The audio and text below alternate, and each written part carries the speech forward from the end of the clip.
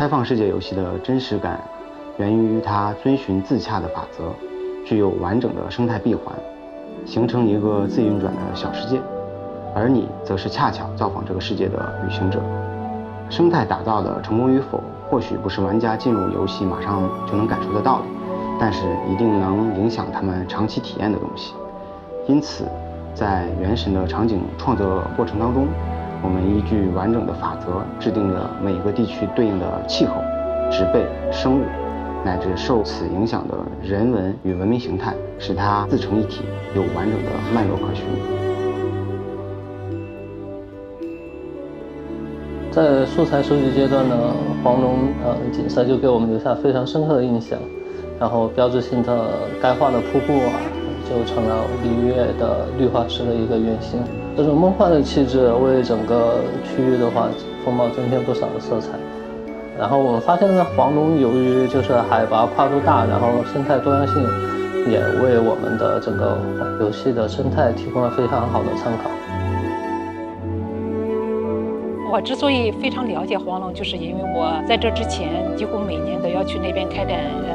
野外工作。虽然黄龙地处高海拔地区，但是它的生物多样性保护做得比较好。那边有生长的一些珍稀的保护植物，比如说兰花，还有一些莲香树、雪莲都有分布，还有一些珍稀的动物，比如说大熊猫、雪豹都在那边，在高海拔地区都可以看见。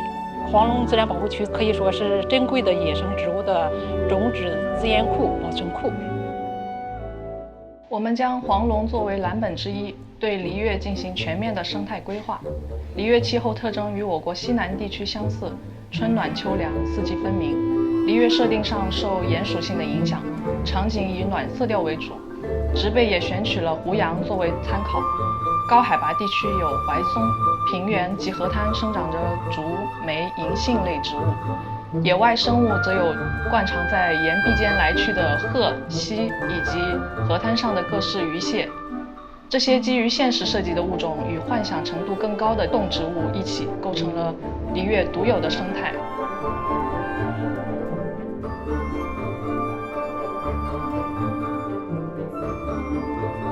我个人最喜欢的一个小小的瞬间，是在瀑布边席地而坐，落日下天空与红叶一色，耳畔流水与鸟雀争鸣，令人暂时忘却了远方，而沉醉于此时此地。整个创作团队从前期的白盒规划，到原画设计，再到资源制作及 LA 的地图编辑，还有后期的整体的环境氛围营造，我们一共花了1年的时间。从最终完成的效果上看，基本上达到了我们当时的预期，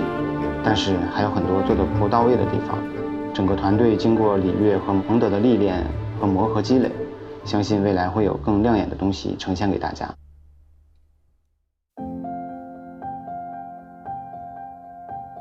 黄龙的彩池呢有3000多个，错落有致地镶嵌在雪山冰峰之间。这次我们和原神合作呢，向我们所有的原神全球玩家传达我们保护的理念，展示我们保护的成果。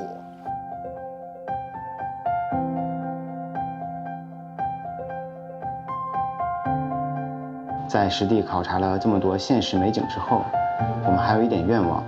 就是希望原神富有生命力的生态环境，在提升玩家开放世界体验的同时，也能够激发大家亲自去感受自然、保护自然的心情。